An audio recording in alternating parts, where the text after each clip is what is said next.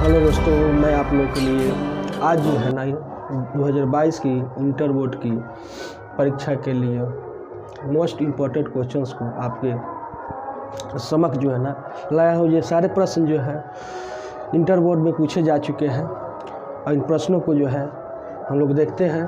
पहला प्रश्न जो है, यदि ए वेक्टर दिया गया है और बी वेक्टर भी दिया गया है तो इसके बीच का कोण निकालने के लिए तो हम लोग पढ़ चुके हैं कि cos थीटा इक्वल टू होता है cos theta equal to A vector dot B vector और बाटा ए वेक्टर का मापांक इंटू बी वेक्टर के मापांक होता है।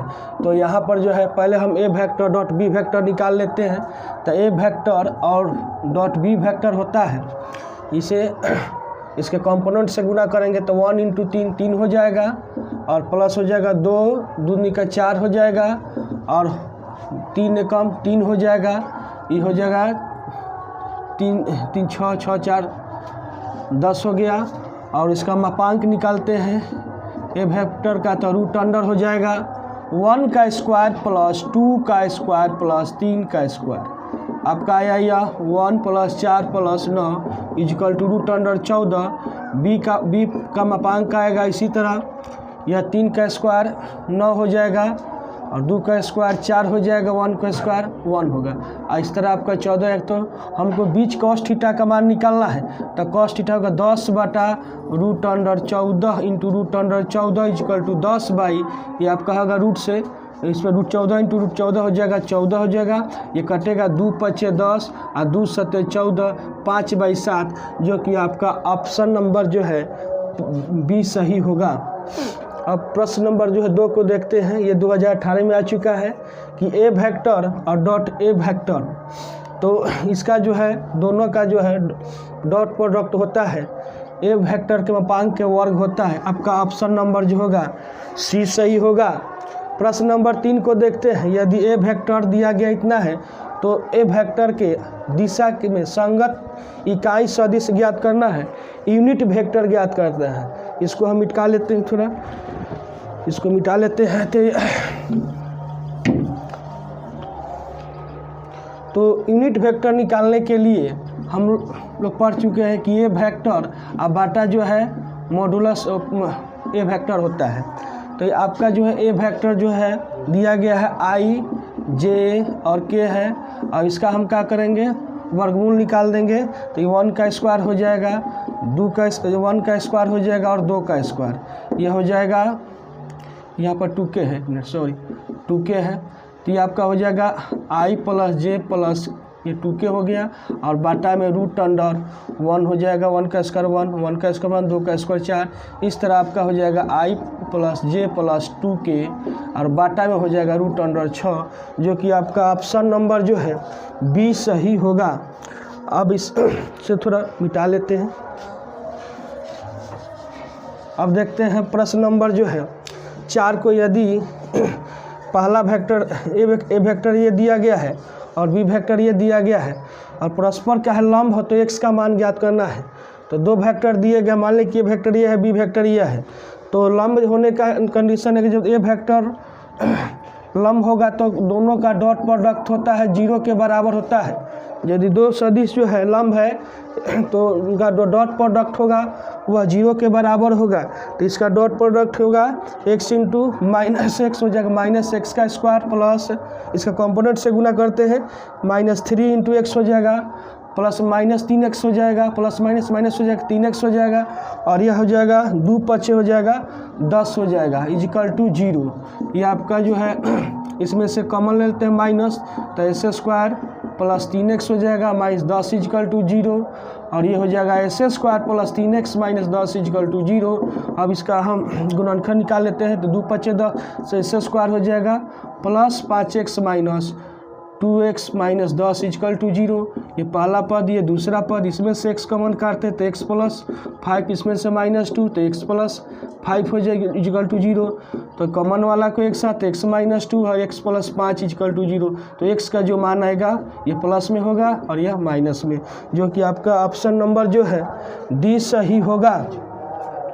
अब इसे हम मिटा लेते हैं। प्रश्न नंबर हम लोग 5 को देखते हैं।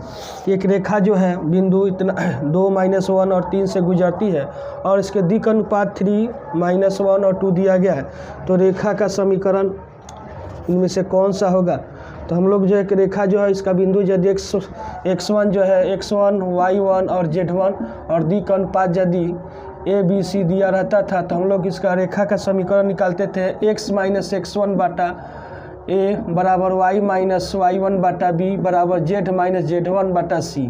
तो यहाँ पर जो है एक जगह है दिक् अनुपात 3 है, यहाँ पर -1 और यहाँ पर जो है 2 है। उसके बाद जो है x हो गया, x1 के जगह पर है 2 है तो 2 लिखेंगे, और y1 के जगह है -1 तो माइनस माइनस प्लस हो जाएगा, और उसके बाद z1 के जगह है 3 तो यहाँ पर लिखेंगे z - 3 जो कि आपका ऑप्शन नंबर जो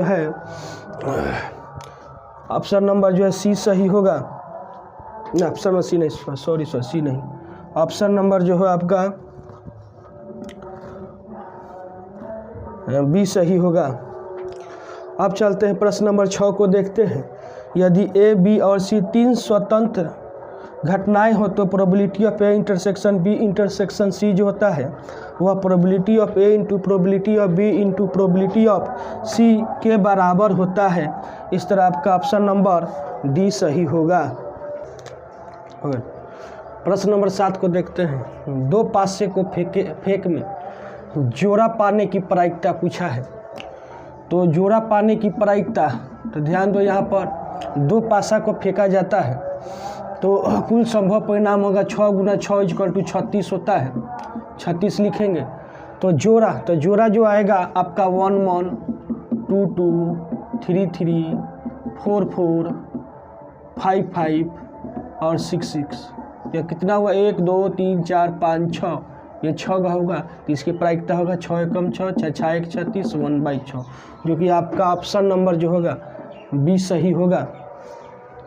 प्रश्न नंबर 8 को देखते हैं। यदि घटना ई के अनुकूल संयोगानुपात जो 4:3 हो तो इसकी प्रायिकता, तो हम लोग जानते हैं कि यदि घटना ई के अनुकूल संयोगानुपात यदि ए अनुपात बी होता है तो उसकी जो प्रायिकता होता है b बटा a प्लस b होता है, तो इसकी प्रायिकता हो जाएगा 3/4 + 3 = 3/ आपका हो जाएगा 7, जो कि आपका ऑप्शन नंबर ए सही होगा।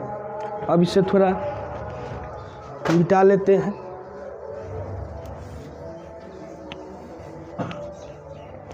अब देखो प्रश्न नंबर 9 को देखते हैं। बिंदु x1 y1 z1 और x2 y2 z2 को मिलाने वाली रेखा के दिक् अनुपात का होगा। तो क्या करेंगे, दूसरा बिंदु में से जब पहला बिंदु को घटा लेते हैं तो x2 - x1 y2 - y1 z2 - z1 होता है। इस तरह आपका ऑप्शन नंबर जो होगा डी सही होगा। अब प्रश्न नंबर 10 को देखते हैं कि अवकल समीकरण जो है d² y/ds² का होल क्यों है -4 dy/dx = 2 है। तो यह जो है एक बहुपदीय जो है फलन है यहाँ पर।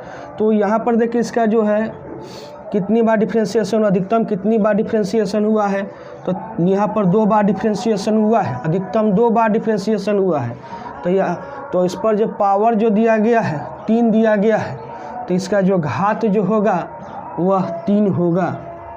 यदि कोटि पूछेगा तो 2 और घात पूछेगा तो 3। अब देखो यहाँ पर प्रश्न नंबर 11, यदि ओ ए वेक्टर इतना है और ओ बी वेक्टर इतना है तो ए बी वेक्टर निकालना है।